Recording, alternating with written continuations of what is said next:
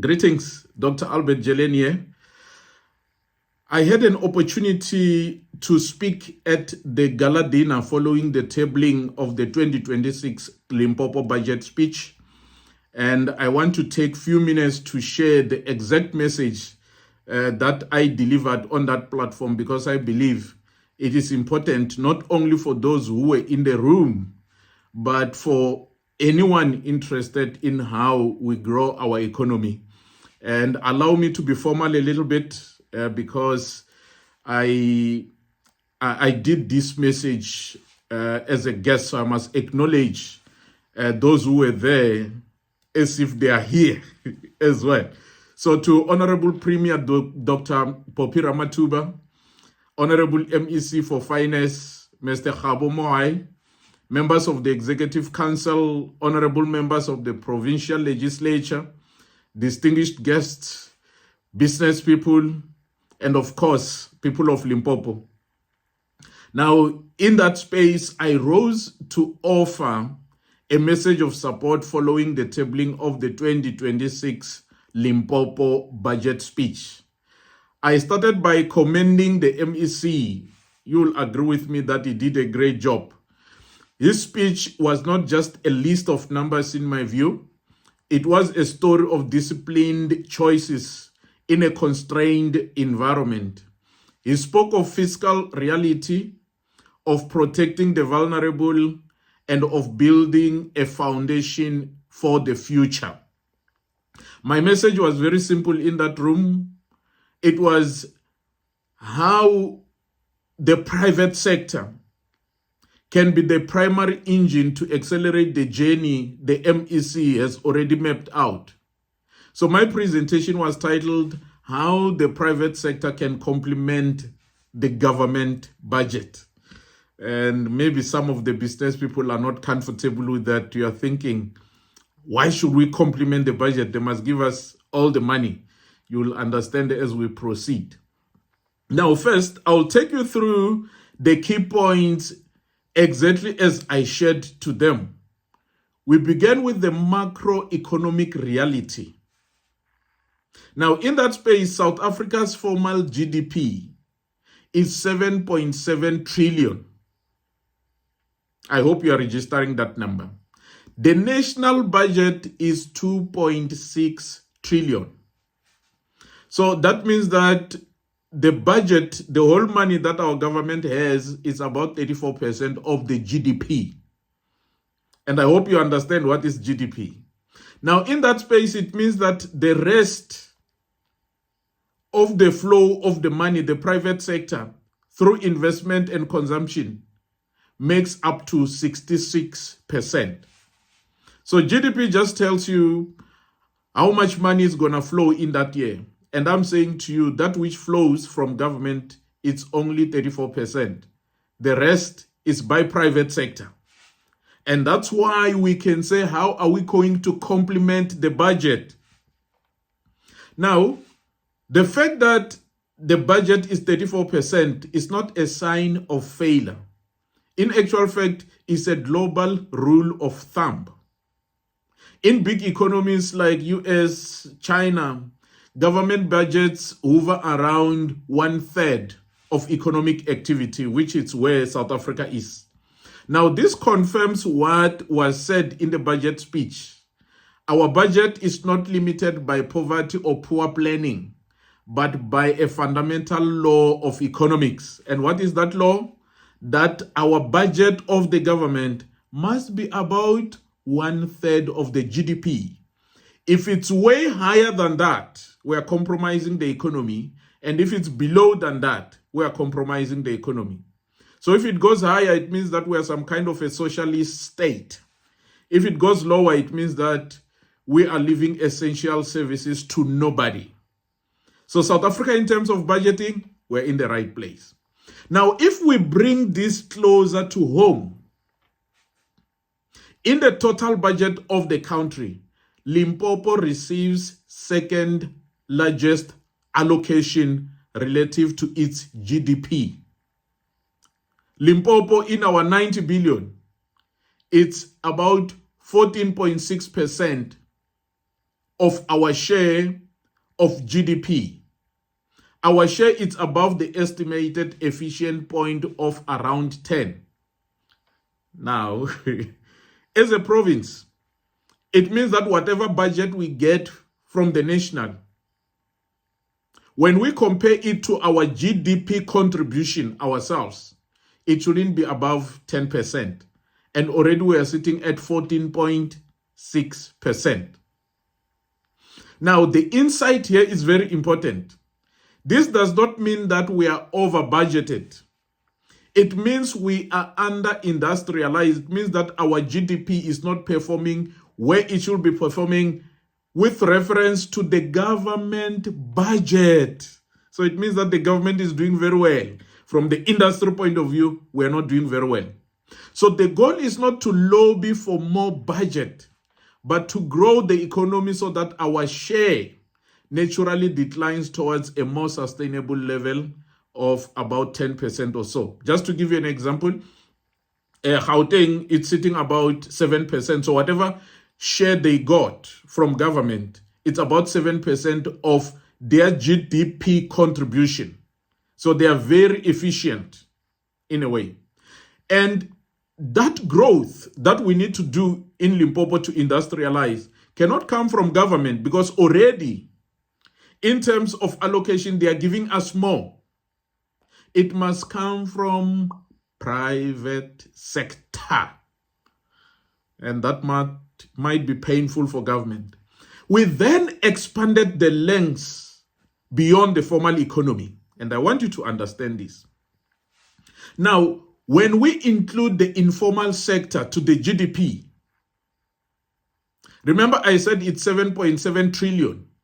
It now moves to 10.3 trillion.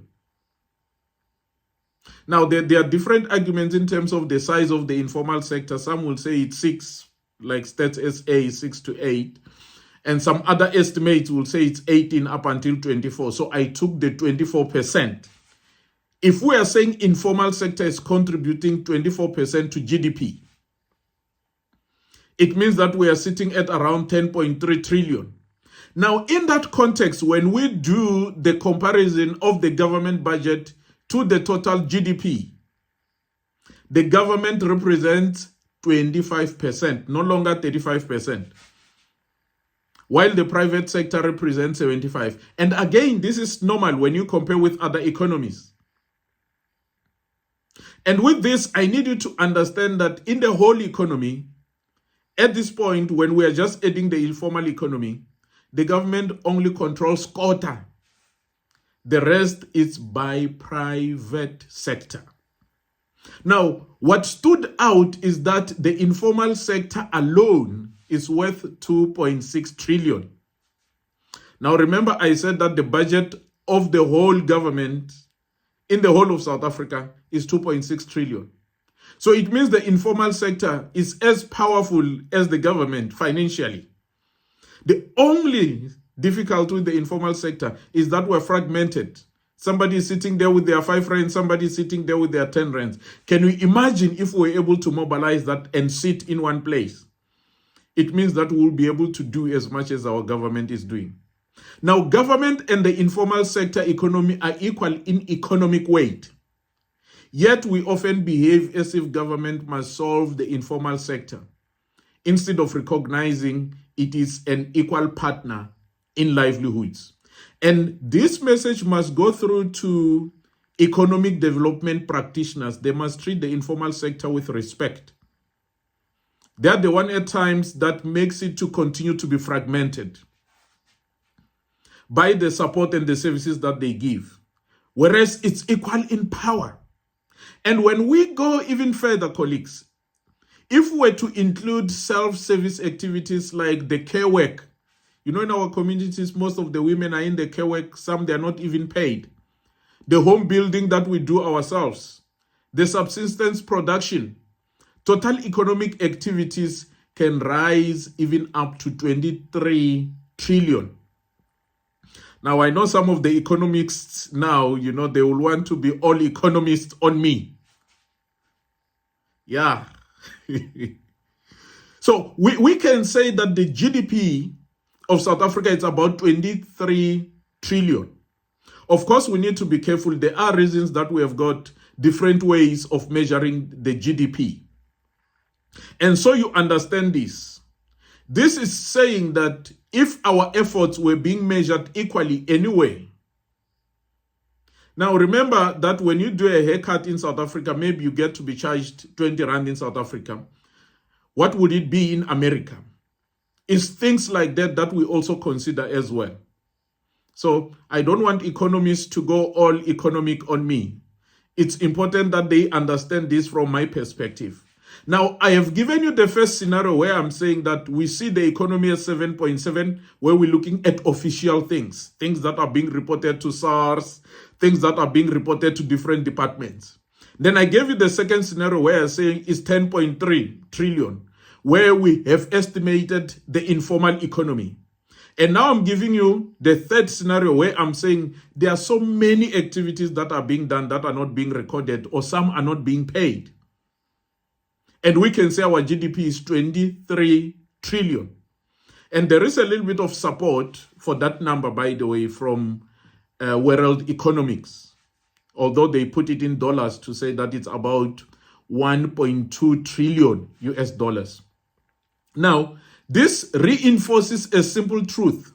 The private sector is the primary creator of jobs and livelihoods. Because colleagues, in that space where we are saying the economy, GDP, it's about 22 trillion, it means that the government is controlling about 10% of the economy. Now, you need to be honest to yourself. With 10%, there isn't much they can do to change things. So change shouldn't happen from the government perspective.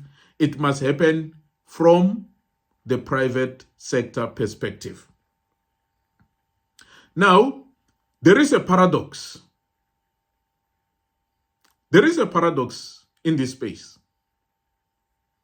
South African companies are currently sitting at 1.8 trillion in cash. This is the money that they are keeping in their bank accounts. They are afraid to invest it in the economy. 1.8 trillion. Remember how much I said our government budget is 2.6. So this is close roughly, or it's close to 70% of the government budget. These guys, they have it in their pocket, so they can somehow buy our government or just borrow our government money to do most of the things that they want to do.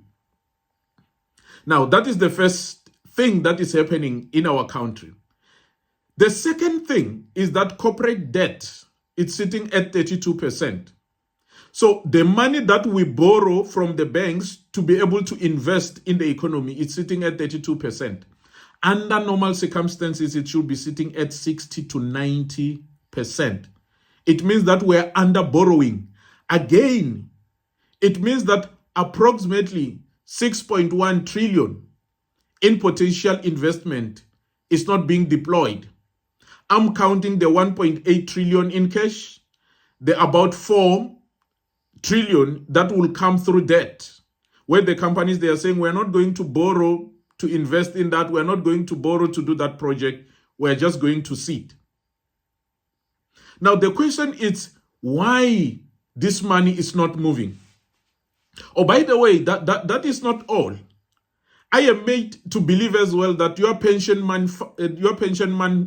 fund monies, it's also sitting in low performing areas. So basically they are not taking a risk with that to make sure that it can stimulate the economy. And that can be around 10.2 trillion as well. So it means that as we speak now, there is about 16 trillion capability sitting in private sector that they could throw into investment. Now, remember we spoke about the investment conference. You know, President Cyril Ramaphosa, I think he raised about 1.5 trillion. In Limpopo, we did about 160 billion. Was it even necessary to do those things if these guys, the private sector, is sitting on the potential 16 million trillion? All you have to do is to make sure that it moves from them. So they only gave us 10% of what they have. The question is why? The answer that I shared is uncomfortable but necessary. I said government, often with good intentions, continues to operate in spaces where the private sector should lead. For example, when government runs incubators, they are writing business plans. Incubators, I think the government is running about 110 or so. And the success rate is about 10%. They write business plans, they host trade shows, they conduct export readiness programs, they even manage supplier development programs for private firms. And such activities sends a signal to the private sector. It says to the private sector, we do not trust you to do this, so we're going to do it ourselves as government. So why should I then invest on an incubation and compete with 110 incubations that are funded by government? They can never go bankrupt. There are no consequences. Now, no one is going to want to come to my incubation. They will just all wait for the queue to go to the government ones. Now, that signal discourages private sector to invest. So government's role must be understood to be to provide public goods. That is infrastructure, regulation, stability. When it enters the market as a participant, it crowds out the very investment that we need. Now, some estimation indicates that most of the services that are being offered by government, I've indicated incubation, trade shows, all these activities that they are busy. The government spend between 20 to 30 billion. And apparently in terms of the market value, if all of those activities were being done by private sector, it's about 50 billion. So that is, government is spending money to chase us away from making money in the economy. It means that if they were to withdraw that 20 billion and go and build more schools, we as a private sector, we are going to generate 50 billion. If you add it to the savings that they would have made, it means that they are holding us back from investing 70 billion to 80 billion. Now, if we were to be practical and say to solve the problems that we face in South Africa, we usually call them the triple challenges. If we were to solve the unemployment, poverty, and inequality, how much would we need annually? Today, if we were to say we don't want to see poverty in 2027, how much should we spend? Guess what is the figure? It's 2.4 trillion every year. That is almost double the budget that the government has. And remember, I've already told you that the government cannot spend more because of the rule of thumb of the 1/3. If they increase their expenditure to about 5 trillion, whereas our GDP is 7.7, we'll be becoming some kind of a socialist state, and it won't be sustainable. Now, if we want to solve these problems, which we are saying we want to solve, there is no way the money is going to come from the taxes. It means that for the next 100 years, because there's no way we can raise our government budget next year to 5 trillion from the 2.4 trillion, 2.6 trillion rather. So the only viable path is to allow private sector to release the 16 point something trillion that is already there. Not through incentives, but by creating space. And part of that is for government to stop doing the things that they shouldn't be doing. But yeah, it's something that I came up with. It's something that I created. I like to be creative when I work in this space. So you may Google research, you may not find this. But I want you to understand that in actual fact, in a country, we should be having 3 budgets. And we should be having 3 budget speeches. Yeah, you're shocked. The first budget is what I call the resource capital. Now, this is the money space. So that is the budget speech that the minister has done and the MEC has done. But there are 2 other budgets that we should do. The capability capital. That relates to the skills, technology, and industrial systems. So as much as we sit down and say we're going to spend 2.6 billion, we must then say from the capability point of view in terms of skills, How are we going to spend? And we hardly do that budget. In actual fact, we try and squeeze it from the 2.6. There is what we call the coordination capital, the trust, alignment, and partnerships that enable large-scale action. For example, the PPP, public-private partnership. We hardly budget on that. We just work on a project per project. But we do not announce a budget. And in my own theory, and I will allow economists to attack me there, these three budgets must be equal. It means that each must be 1/3. So it means that from the financial resources, and remember, financial resources, we're not only counting the government ones, even the private sector ones. Even the capital capability, we're counting both private and government, and the coordination capital. Now, government manages the resource capital, the private sector drives capability capital, but what is missing is the coordination capital. And without it, the system cannot move effectively.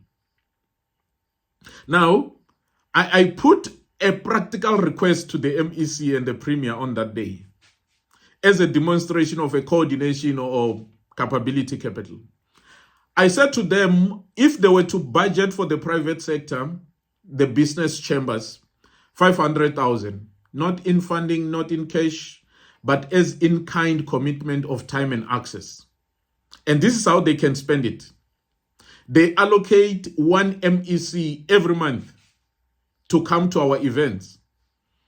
Well, I'm not so sure about the salary of the MECs, but I speculate it's probably somewhere between 8,000 and 11,000 per day. So it means that's what the MEC will be allocating for us for 12 months. He does the same thing with a minister twice a year. So that is 2 days. Calculate their daily salary. He does the same thing with the president. He does the same thing with the premier 3 times in a year. The president once in a year. You know, the president always goes and builds the business community only in Gauteng, comes to our province. Now, when you sum all the costs, it's likely to be 200 and something thousand to 500,000 if you include the fact that they must travel with their bodyguards and all that. Now, if it was to budget that, we'll have a condition when they come and join us. It's not their event, it's our event. We tell them what to do. You take it almost like a parent, you know, going to the park and let the kids play.